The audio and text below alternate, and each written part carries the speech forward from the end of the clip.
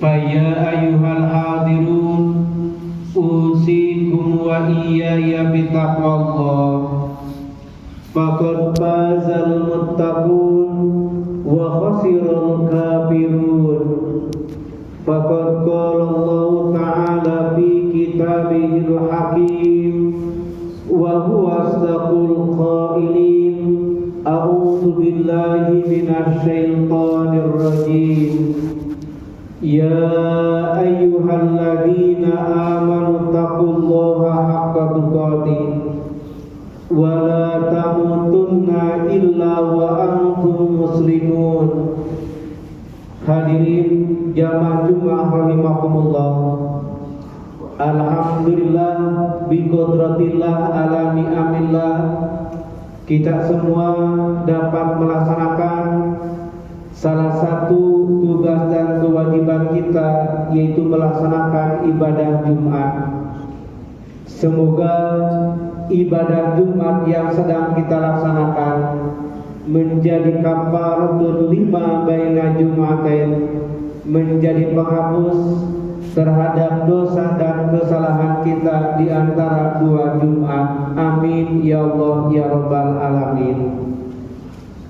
Salawat serta salam semoga terlimpah curah kepada Nabi kita, baginda Nabi Muhammad sallallahu alaihi wasallam, serta keluarganya, para sahabatnya, para tabi'in, atba'ut tabi'in, sampai kepada kita semua yang senantiasa berpegang teguh terhadap ajarannya.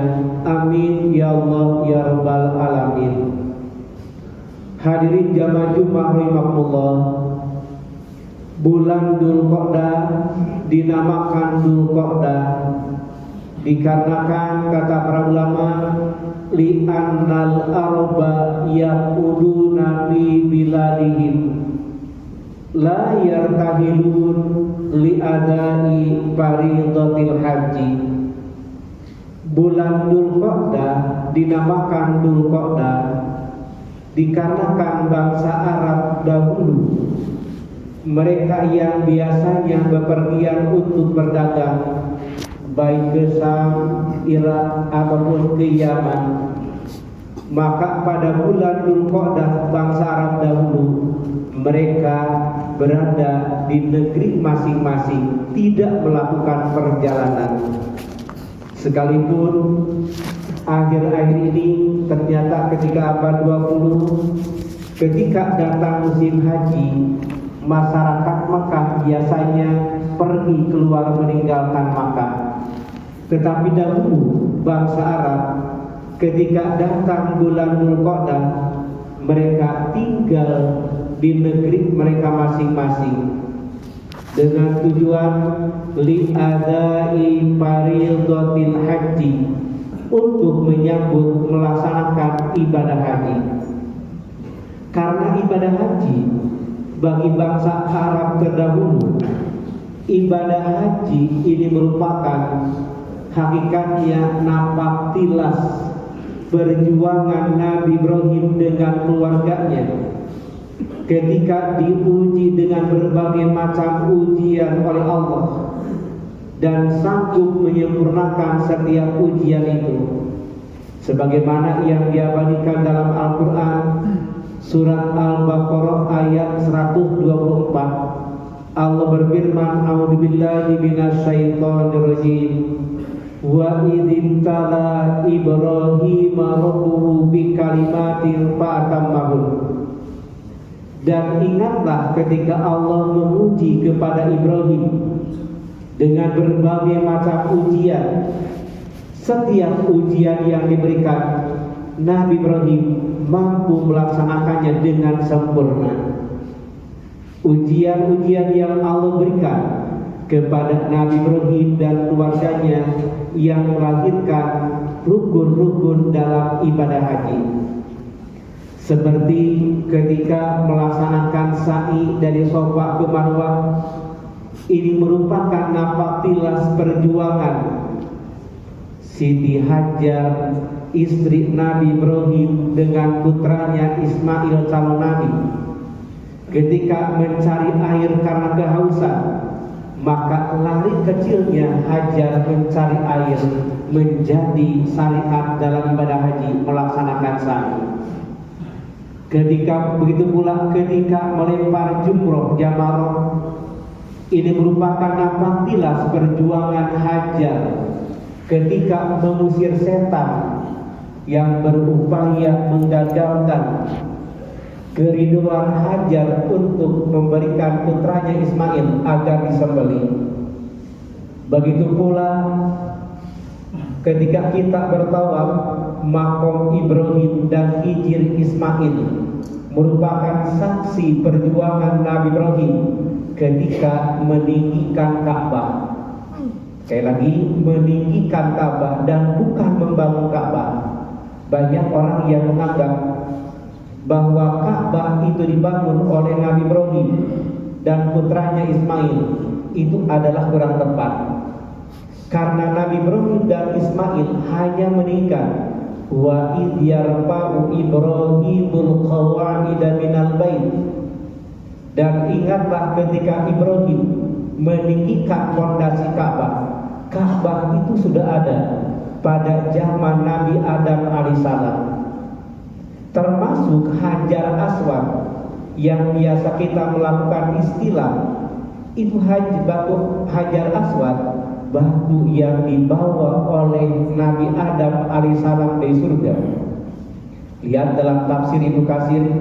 Ibnu Katsir menjelaskan dari sabda Nabi bahwa Hajar Aswad itu adalah batu yang dibawa oleh Nabi Adam alaihissalam, yang asalnya berwarna putih, bercahaya, yang sangat indah melebihi mutiara.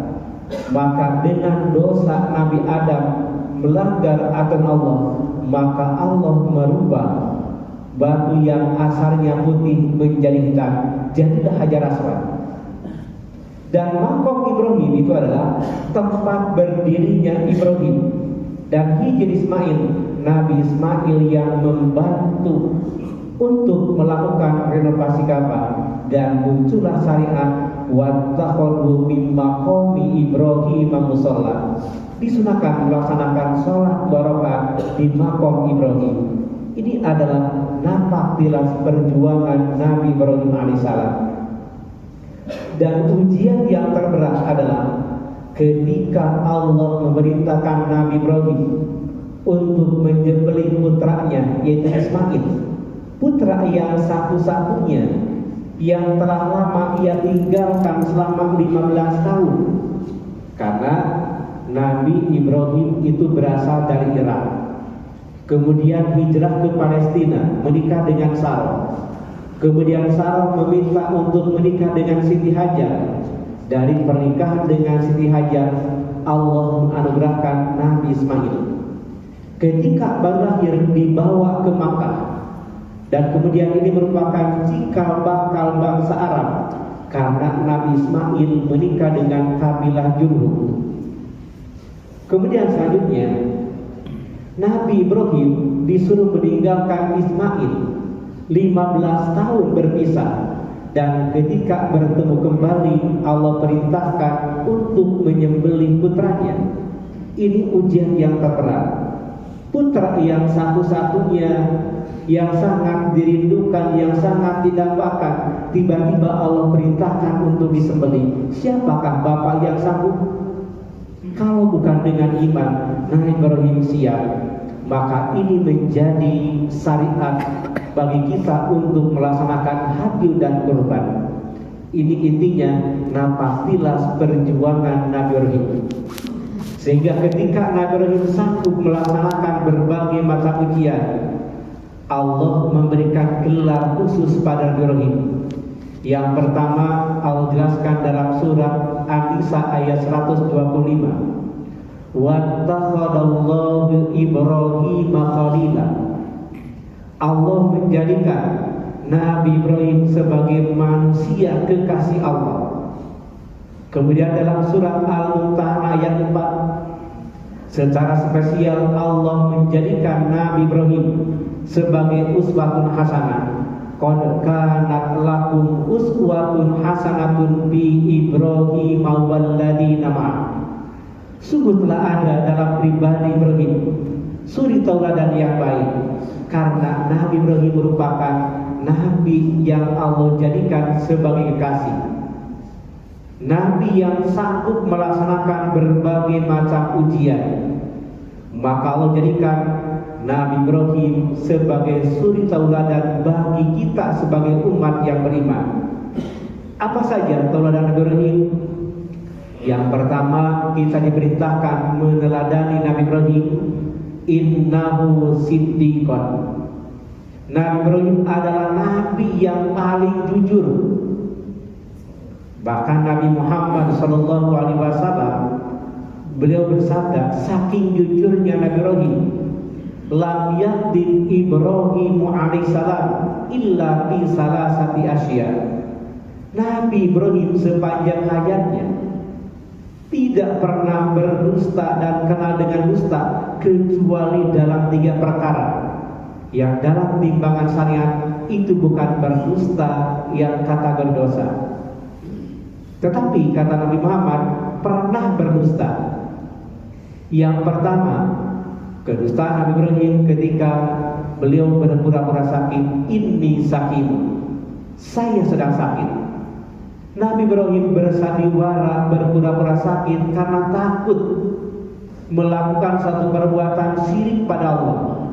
Ketika Nabi Ibrahim diajak menyembah patung yang biasa disembah oleh ayahnya Ajar, dan masyarakat irah pada saat itu disebut dengan Babilonia, maka Nabi Ibrahim sadar kalau menyembah patung ini perbuatan syirik.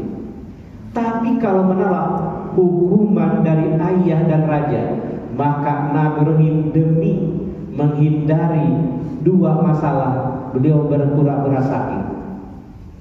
Kemudian yang kedua, Nabi Ibrahim pernah berdusta, tidak mengakui perbuatan menghancurkan berhala dengan tujuan untuk berpikirnya Namrud dan para pengikutnya. Ketika Nabi Ibrahim disidang, Ibrahim, pasti engkau yang telah menghancurkan Tuhan-Tuhan kami. Kata Ibrahim, mana mungkin saya makhluk yang lemah mampu menghancurkan Tuhan yang Maha Gagah. Kata Ibrahim, lihatlah, itu Tuhan yang paling besar ada kapak di lehernya, itu pasti pelakunya. Maka raja murka. Kata raja, Ibrahim, kami bukan orang gila dan kamu bukan orang gila. Mana mungkin patung yang tidak bisa bergerak dan berpindah mampu menghancurkan patung yang lain. Maka Nabi berdakwah, kalau Tuhan sadar patung tak bisa bergerak, tak bisa berbuat apa-apa, kenapa kau sembah? Mana kita sembah Allah. Ternyata berdusta Nabi untuk berdakwah.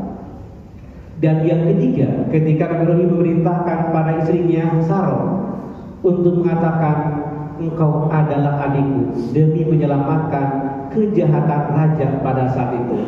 Maka ini adalah di antara suri tauladan Nabi Ibrahim yang harus kita ikuti sebagai bagian dari upaya wattaqadallahu Ibrahim khalila, dan merupakan bagian kita mengimani kepada Nabi Ibrahim sebagai Nabi pilihan Allah yang telah melahirkan berbagai macam syariat dalam ibadah haji.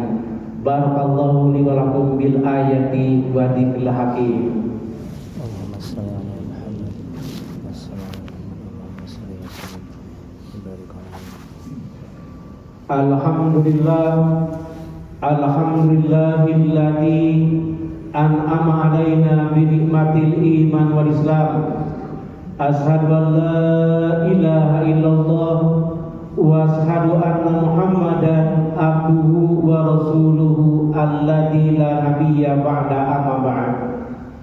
Hadirin jamaah Jumat rahimakumullah, tentunya bagi setiap umat Islam yang beriman mendambakan, mencita-citakan untuk menjadi tamu Allah dengan melaksanakan ibadah haji. Karena ibadah haji merupakan ibadah yang sangat istimewa, yang Allah siapkan langsung al-jannah bagi mereka yang beribadah haji dengan mabrur. Sekalipun ibadah istimewa, kalau kita perhatikan dalam Islam, ibadah haji ditempatkan pada rukun yang kelima sebagai rukun keempat dalam melaksanakan ibadah. Dan ibadah yang pertama adalah sholat, kedua zakat, ketiga saum, baru 4 ibadah haji. Kenapa ibadah haji ditempatkan pada rukun yang kelima? Walaupun ibadah istimewa tidak ditempatkan pada rukun yang kedua, karena ternyata ibadah yang utama adalah sholat. Karena sholat ditempatkan pada rukun yang kedua, orang sholat sekalipun dia belum sanggup zakat, tidak mampu saum, dan belum melaksanakan ibadah haji, ibadah sholatnya tetap sempurna. Lain lagi, ibadah yang 3, zakat, saum, apalagi haji. Orang bayar zakat, sedekah, infak, tapi tidak sholat, apa artinya? Tidak sah zakatnya, tidak sempurna. Begitu pula ketika dia saum, apa artinya saum kalau dia tidak sholat? Begitu pula haji, apa artinya orang pergi haji berkali-kali, umrah tiap bulan, tapi dia belum benar dalam sholatnya? Maka sholat menentukan 3 ibadah, bukanlah haji. Maka jangan kaget ketika kita menyaksikan orang yang pergi ibadah haji berkali-kali, tapi kelakuannya tidak bedanya dengan orang yang belum haji, bahkan lebih dahsyat, lebih parah. Maka dalam ibadah haji itu ada lempar jumroh. Melempar jumroh itu adalah menghilangkan sikap yang jahat dan mengusir setan. Mungkin saja setan dia tidak lempar dan dia bawa pulang ke tanah halaman masing-masing. Maka ternyata yang utama adalah sholat. Maka di antara sholat yang nilainya sama dengan ibadah haji ialah sholat subuh berjamaah, berzikir dan sholat subuh. Sebagaimana sabda Nabi, hadis dari Jubair, man shallal ghada fi jama'atin summa yadkurullaha summa yusalli rak'atain subuh kanat lahu ajru umrati wal haji tamaman. Barang siapa yang sholat subuh berjamaah, setelah sholat subuh dia berzikir, kemudian dia sholat 2 rakaat, maka nilainya sama dengan ibadah haji dan umrah yang sempurna. Oleh karena itu hadirin, semoga Allah memberikan rezeki kepada kita semua, kita mampu melaksanakan ibadah haji, baik mereka yang sudah pergi ataupun yang belum, sehingga kita diberikan kesempatan untuk menjadi tamu Allah melaksanakan ibadah haji. Amin ya Allah ya rabbal alamin. Allahumma fir lil muslimin